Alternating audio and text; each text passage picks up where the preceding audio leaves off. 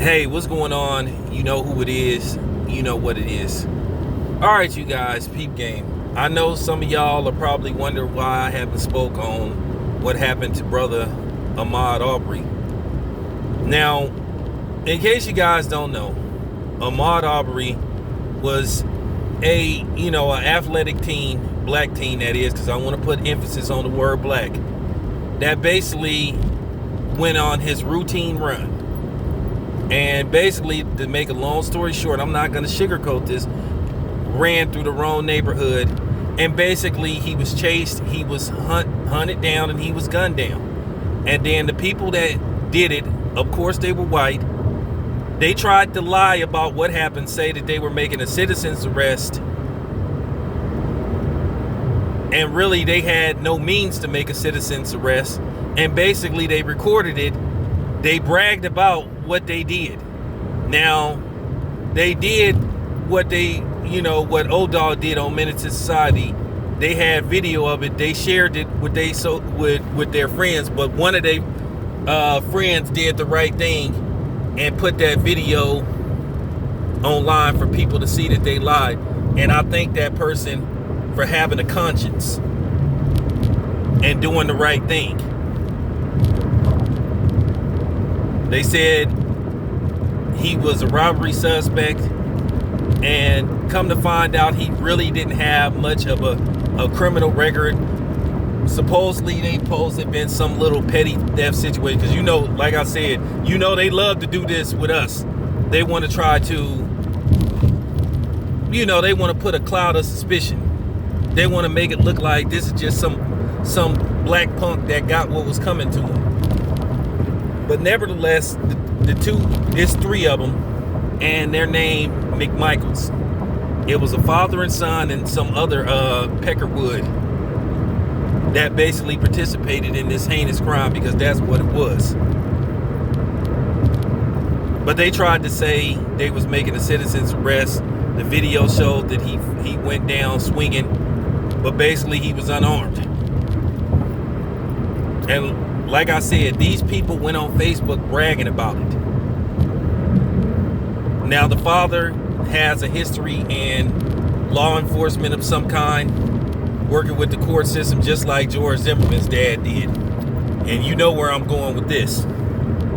So basically, they have tried to get these people arrested and charged with murder because they pretty much executed him. So this case has been passed over to 3 district attorneys, and the first 2 had, a personal acquaintance with him, with the father and the son. So it was a conflict of interest, and basically the new judge just don't want to do nothing. Don't want to do a damn thing. But basically, they want them to be charged with pretty much a hate crime. Okay, now what's going on? This McMichael man, they're trying to get his history, and see have any complaints been filed against him. See, this happened in Georgia. Georgia is an open carry state. I'm probably gonna have to do a part 2 to this. I'm gonna talk about this on my other channel, because I'm really gonna let it fly on my other channel. But here, I'm being careful what I say. But they are trying to get them to be arrested and charged with murder. But the district attorneys don't want to touch this case because it's a conflict of interest.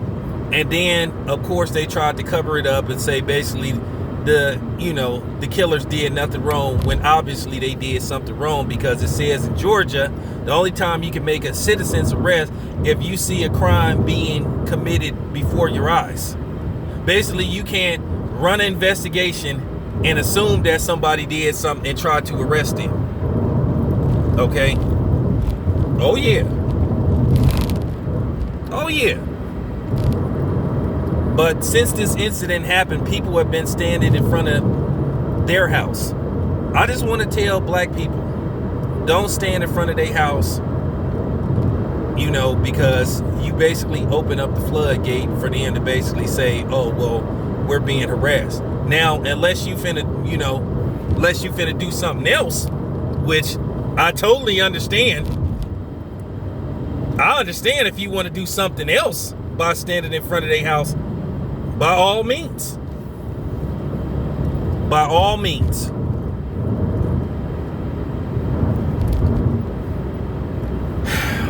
The reason why I'm scared to talk about this, because how many times have we done this where we spoke upon the injustices of an unarmed black man being murdered for just being black, jogging while black? This reminds me of A Bronx Tale, where basically those Italians got mad just because the black people would ride their bikes through the neighborhood, not doing nothing to them, just minding their own business. And they just wanted an excuse to attack them.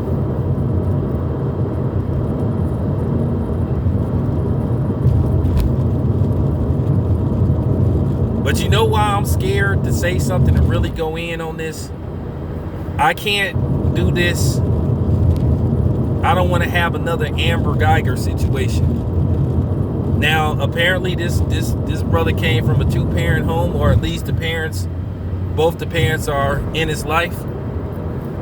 But I'm hesitant to speak on this and really go in, because I'm afraid what is going to happen is going to happen. They're going to give these family some money. They're going to pay them $1 million or two and say, here, take this. Say you don't think it was racially motivated and you forgive them. And can we all get along? Because that is always the pattern in these type of incidents. And I can't do this, because I'm not going to sit up here and talk about justice and get these people convicted and arrested, and then the family talking about they want to be friends. They forgive them.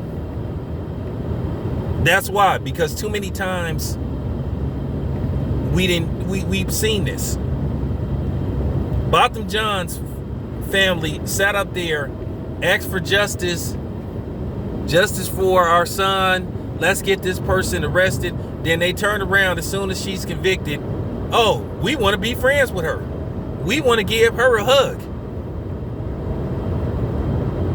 So that's the real reason why I'm hesitant to like really go in on this, because I don't want to go through this again and have egg on my face. We sit up here and fight for justice for this man, and then we get these people convicted, and then you got the family saying, well, I don't want him to do no time, or we forgive him. And no. So that's why. Of course I want these people to pay for what they did, but I don't want to come out of this looking stupid like we did with Amber Geiger and a couple of other incidents where, oh, we forgive them. We gonna pray for them. We want to be friends. We gonna let God fight our battles. You know, like I say, God put the fight in you. He don't fight your battles. He put the fight in you. And I'm getting so tired of people misinterpreting that too.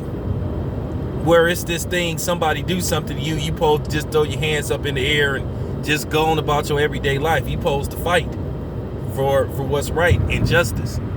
And that's been something that a lot of these Bible thumpers manipulate. And I'm not speaking bad on the Bible, and I'm not speaking bad on God. So you religious fanatics, save it. I know all about the Bible. Okay? And it's misinterpreted and cherry picked on a regular basis. A lot of these preachers pick and choose what they want to preach sermons about and don't follow the Bible to the T. They pick and choose what they want to present to their congregation. And I'm just keeping it 100. I don't mean to turn this into a religion thing, but at the end of the day, this has been black people's Achilles heel.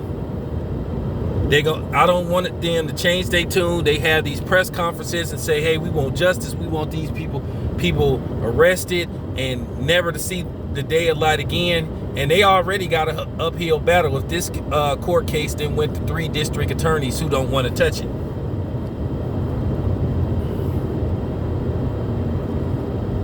So this is why I haven't said anything. That's the honest to God truth.